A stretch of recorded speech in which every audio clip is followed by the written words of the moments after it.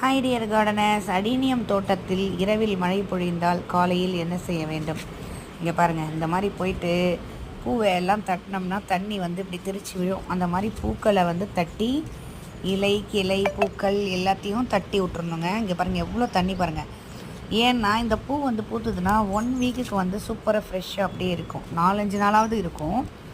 அதனால் வந்து தண்ணி மேலே பட்டுருச்சுன்னா, தண்ணி உள்ளே இருந்ததுன்னா அப்படியே ஊறி பூவெல்லாம் அழுகி போயிடும். வெயில் காயும் போது இன்கேஸ் பகலில் வெயில் காஞ்சால் அது அப்படியே வெந்து போன மாதிரி ஆகிடும் பூக்கள்.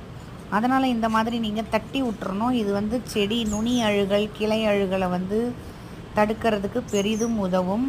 இங்கே நான் எல்லா செடியுமே இந்த மாதிரி தட்டி விட்ருவேன். மாடி மேலே இருக்கிற எல்லா செடியும். அதுக்கு என்ன ஒரு 5 நிமிஷம் ஆக போகுதா? நீங்களும் அந்த மாதிரி செய்யுங்க. ரொம்ப சேஃபாக இருக்கும். அப்போ தான் செடி பூ எல்லாமே சேஃபாக இருக்கும், கார்டன் ஃப்ரெஷ்ஷாக இருக்கும். பாய் பாய்.